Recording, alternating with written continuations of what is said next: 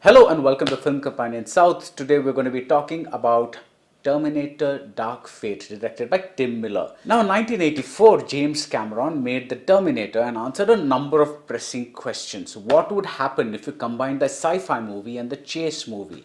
What would happen if we became overly reliant on machines? A problem that's all the more relevant today.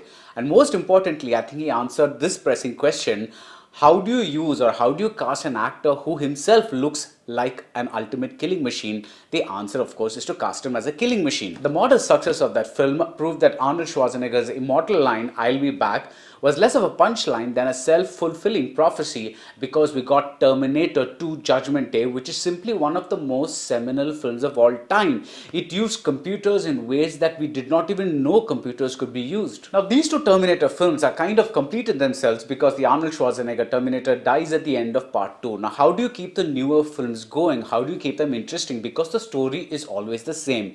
It's always a cyborg that is sent from the future to kill somebody in the present, and there's always a protector who's also sent from the future to protect this person in the present. The Terminator series has employed a number of permutations and combinations to keep things interesting. So the first few films we had a male Terminator and a male protector. Then we had a female Terminator and a male protector. Now we have a female protector and a male Terminator. Other changes include the fact that the savior, who was John Connor in the earlier films, has transformed from that Caucasian man to a Hispanic woman here. Her name is Dani and she's played by Natalia Rice.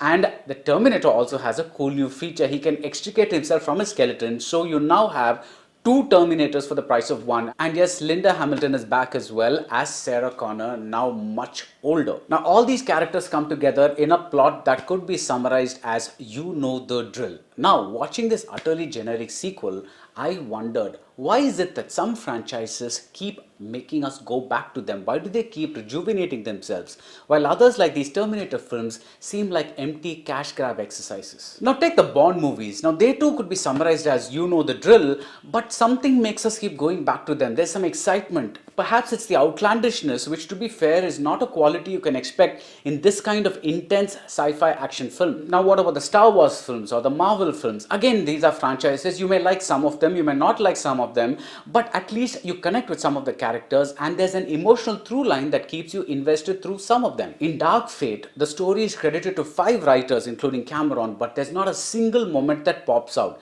Yes, there are surely generic action set pieces. There are some things that keep us mildly invested in what's happening on screen, but there is no emotional involvement. And the tragedy is that finally we look back at the first Terminator and see we were so emotionally involved. Despite all the action trappings, we were so emotionally involved in what was happening. I still remember the moment when I realized that the Kyle Reese character, actually the character who's come back from the future to protect Sarah Connor, is the one who's going to end up fathering her child. And that was such a big emotional reveal, and there's nothing like that here. That is what is missing in Dark Fate. It no longer feels personal because even the people have come to resemble machines.